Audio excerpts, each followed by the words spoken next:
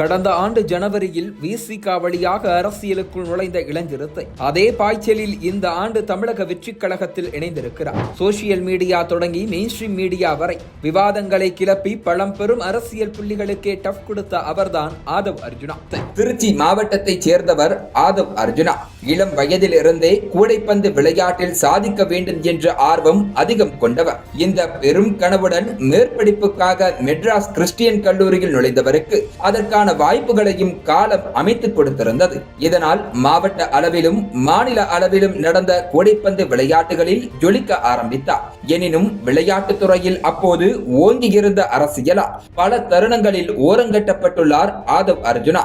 முட்டி மோதி அவற்றை மிதித்து முன்னேறியவருக்கு இந்திய கூடைப்பந்து அணியில் விளையாடும் வாய்ப்பு கைகூடியது. இந்த வாய்ப்பை கெட்டியாக பிடித்துக் கொண்டவர் தொடர்ந்து தேசிய அளவிலான கூடைப்பந்து போட்டிகளில் இடம் பிடித்தார். இளம் விளையாட்டு வீரராக இருந்தாலும் 2017 நடைபெற்ற விளையாட்டுத்துறை சங்க தேர்தலில் போட்டியிட்டு அந்த சங்கத்தின் பொதுச் செயலாளரானார். ஒரு விளையாட்டு வீரனாக தான் எதிர்கொண்ட சவால்கள் கனவுகளை சுமந்து வரும் புதிய தலைமுறைக்கு தடைக்கல்லாகிவிடக் கூடாது என்பதில் கூடுதல் கவனம் செலுத்த தொடங்கினார். அதற்காக பல மாற்றங்களுக்கு அடித்தளமிட்டார். அடுத்து மெல்ல மெல்ல தமிழ்நாடு கூடைப்பந்து சங்கத்தின் தலைவர், தமிழக ஒலிம்பிக் சங்கத்தின் பொதுச் செயலாளர் என பல தலைமை பதவிகள் அவருக்கு கிடைத்தன. இந்த சமயத்தில் தான் மாவட்ட அளவிலான பல போட்டிகளில் பங்களிப்பை தந்திருந்த வீராங்கனை ஒருவர் வேலை வாய்ப்பு கிடைக்காத விரக்தியால் தற்கொலை செய்து கொண்டார். இது ஆதவ் அர்ஜுனாவின் உள்ளத்தில் தாக்கத்தை ஏற்படுத்த மாநில அரசு விளையாட்டு வீரர்களுக்கு வேலை வாய்ப்புகளில் 3% இடஒதுக்கீடு கொடுக்க வேண்டும் என்று தமிழக அரசிடம் கோரிக்கை வைத்தார். அது மட்டும் அல்லாமல் அரைஸ் என்னும் நிறுவனத்தின் தலைவராக பொறுப்பு வகித்து வந்த அவர் அந்த அறக்கட்டளை வாயிலாக 1000க்கும் மேற்பட்ட மாணவ மாணவிகளுக்கு கல்வி மற்றும் வேலை வாய்ப்புகளுக்கான வழிவகைகளையும் ஏற்படுத்தி கொடுக்கிறார். கடந்த ஆண்டு நடைபெற்ற இந்திய கூடைப்பந்து சம்மேளன தேர்தலில் வெற்றி பெற்று இப்போது இந்திய கூடைப்பந்து சம்மேளனத்தின் தலைவராகவும் பொறுப்பு வகித்து வருகிறார். கொரோனா காலகட்டத்தில் கூடைப்பந்து சங்கத்தின் ஊழியர்களுக்கு பல நிவாரண உதவிகளையும் செய்து கொடுத்துள்ளார். தொடர் முயற்சி செய்து தமிழக வீரர்களுக்கான மருத்துவ காப்பீட்டையும் பெற்றுக் கொடுத்துள்ளார். அதோடு நில்லாமல் விளையாட்டு துறையை இன்னும் செறிவூட்டும் வகையில் 500 கோடி ரூபாய் மதிப்பிலான ஒலிம்பிக் சிட்டி, 4 ஒலிம்பிக் அகாடமிக்ஸ் என புது மாற்றங்களுக்கான வழிநோக்கி பயணித்து வருகிறார். இப்படி தமிழக விளையாட்டு துறையில் பல மாற்றங்களுக்கு இயங்கு சக்தியாக இருந்த ஆதவ் அர்ஜுனா ஜனவரி மாதம் அரசியலுக்கு என்ட்ரி கொடுத்தார். கடந்த ஓராண்டாக விசிகாவின் அரசியல் நிகழ்ச்சிகளை திரைக்கு பின்னிருந்து ஒருங்கிணைத்துக் கொண்டிருந்தவர் ஜனவரியில் நடந்த வெல்லும் ஜனநாயகம் எழுச்சி மாநாட்டில் மேடை ஏறி விசிகாவில் இணைந்தார். திருமாவளவனை அவருக்கான உறுப்பினர் அட்டையை வழங்கினார். அடுத்த 20 நாட்களில் கட்சியின் துணை பொதுச் செயலாளர் பதவியும் ஆதவ் அர்ஜுனாவை தேடி வந்தது. கூடவே விசிகாவின் வேட்பாளராக மக்களவை தேர்தலில் அவர் களமிறங்க போகிறார் என்கிற தகவலும் வந்தது. அதற்கேற்றார் போல விசிகாவும் திமுக கூட்டணியில் 2 தனி தொகுதிகளையும் ஒரு பொது தொகுதியையும் கேட்பதாக செய்திகள் வெளியாகின. ஆனால் திமுக கூட்டணியில் இந்த முறையும் விசிகாவுக்கு 2 சீட்டுகள் மட்டுமே ஒதுக்கப்பட்டன.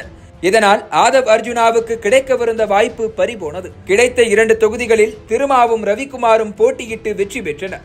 மக்களவை தேர்தல் முடிந்ததில் இருந்து கள்ளக்குறிச்சி கள்ளச்சாராய மரணங்கள், பகுஜன் சமாஜ் மாநில தலைவர் ஆம்ஸ்ட்ராங் கொலை என அடுத்தடுத்து அசம்பாவிதங்கள் அரங்கேற களத்தில் இறங்கினார் திருமாவளவன். தமிழ்நாடு முழுக்க மது ஒழிப்பை அமல்படுத்த மாநாடு அறிவித்ததோடு அதில் அதிமுகவும் கலந்து கொள்ளலாம் என்றார். இதனால் திமுக கூட்டணியில் விரிசலா என்கிற விவாதம் ஒரு பக்கம் ஓடிக்கொண்டிருக்கிறது. இந்த நேரத்தில் தான் தனியார் தொலைக்காட்சிக்கு பேட்டி கொடுத்த ஆதவ் அர்ஜுனா, சில காலத்திற்கு முன்பு வரை சினிமாவில் நடித்துக் கொண்டிருந்தவர்கள் துணை முதலமைச்சராக ஆசைப்படும் போது காலம் முழுக்க உழைத்த திருமாவளவன் அந்த பதவிக்கு ஆசைப்படக்கூடாதா என கட்சிக்காரர்கள் கேட்கிறார்கள் என பேசி உதயநிதி ஸ்டாலினை மறைமுகமாக தாக்கினார். போதாக்குறைக்கு ஆட்சி அதிகாரத்தில் பங்கு வேண்டும், விசிக இல்லாமல் வட மாவட்டங்களில் திமுகவால் ஜெயிக்க முடியுமா என்றும் கேட்டு அடுத்தடுத்து பரபரப்புகளை பெற்ற வைத்தார். இதன் அடுத்த கட்டமாக அம்பேத்கர் புத்தக வெளியீட்டு விழாவில் தமிழக வெற்றிக் கழக தலைவர் விஜய் முன்னிலையில் பேசிய ஆதவ் அர்ஜுனா, பிறப்பால் முதலமைச்சர் பதவி கிடைக்கக்கூடாது என்றும் 2026 மன்னராட்சி ஒழிக்கப்படும் என்றும் திமுகவையும் முதலமைச்சர் ஸ்டாலினையும் பெயர் குறிப்பிடாமல் தாக்கினார். இது கூட்டணி கட்சியான விசிகாவுக்குள்ளும் திமுக கூட்டணிக்குள்ளும் குழப்பங்களை அதிகரித்தது. ஏற்கனவே விஜய் கலந்து கொள்ளும் நிகழ்ச்சி அரசியலாக்கப்படும் என்பதால் தான் திருமாவளவன் கலந்து கொள்ளாமல் புறக்கணித்தார்.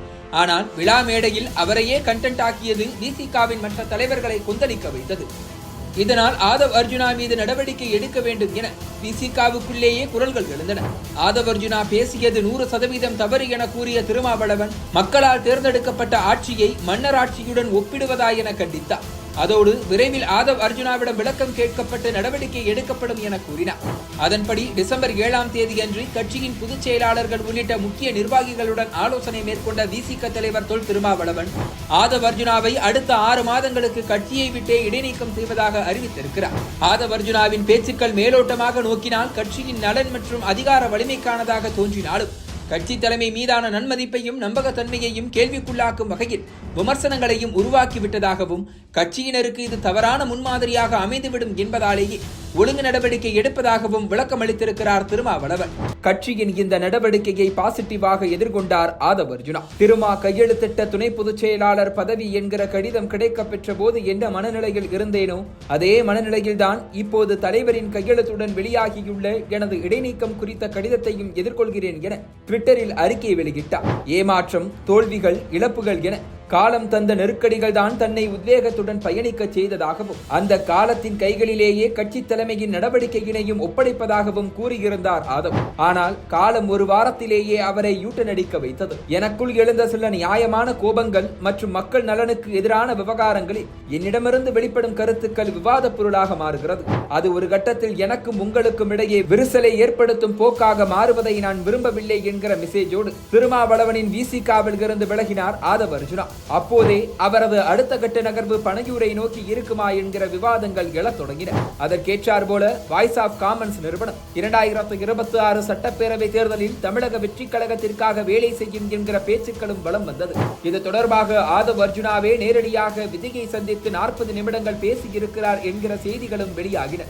இந்த யூகங்களுக்கு எல்லாம் முற்றுப்புள்ளி வைக்கும் விதமாகத்தான் இன்று பனையூரில் விஜய் முன்னிலையில் தாவேகாவில் இணைந்திருக்கிறார் ஆதவ் அர்ஜுனா. இளஞ்சிறுத்தையாக அரசியலுக்குள் நுழைந்து விசிகாவில் இருந்து விலகிய அதே பாய்ச்சலில் தாவேகாவில் அடைக்கலம் புகுந்திருக்கும் ஆதவின் அரசியல் வேட்டை இனி எப்படி வேகமெடுக்க போகிறது என்பதுதான் தமிழக அரசியல் பார்வையாளர்களின் எதிர்பார்ப்பு.